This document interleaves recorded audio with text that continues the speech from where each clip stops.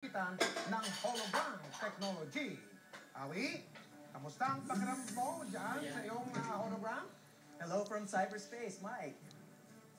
Parang Star Trek, ah.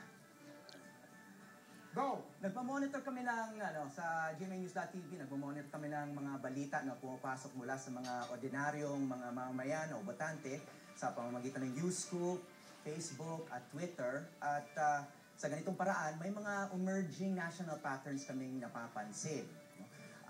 Isa dito, yung kabagalan ng botohan. Maraming nagre-report mula sa mga ordinaryong botante na napakahaba ng pila, maraming problema sa mga presinto, at maraming lugar, 30 to 40 voters pa lang nakakaboto in the first 3 or 4 hours of voting.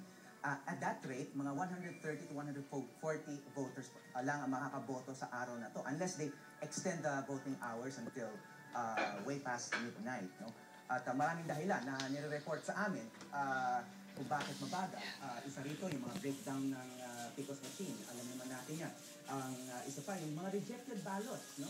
At may mga rejected ballots na nangyayari dahil sa mga hindi na-anticipate, no, na dahilan.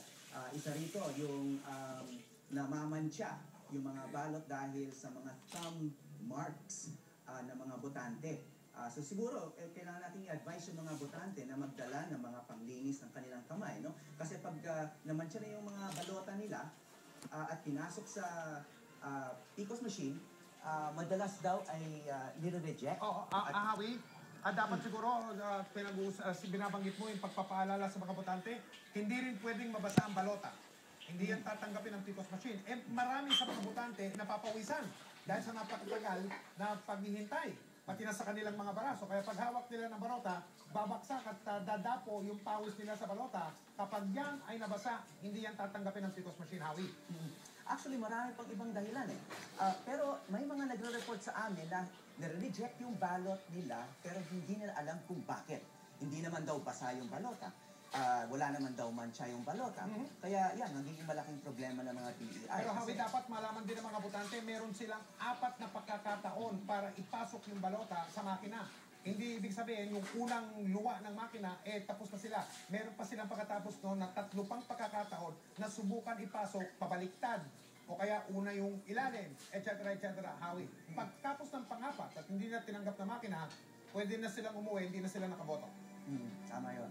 Actually, maraming reports na pumapasok at makikita natin ngayon sa Newscoop map na nasa gmanews.tv. Makikita, napakarami na, libo-libo na yung mga data na nandun sa mapa natin.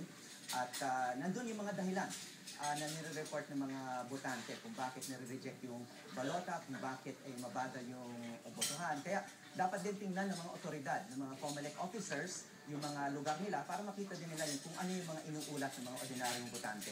Nasa gmanews.tv yan, yung Newscoop map natin. Okay, sa panghuli, Hawi, bago tayo bumito ng konti dyan sa kinaroroonan mo, babalikan na namin, ha?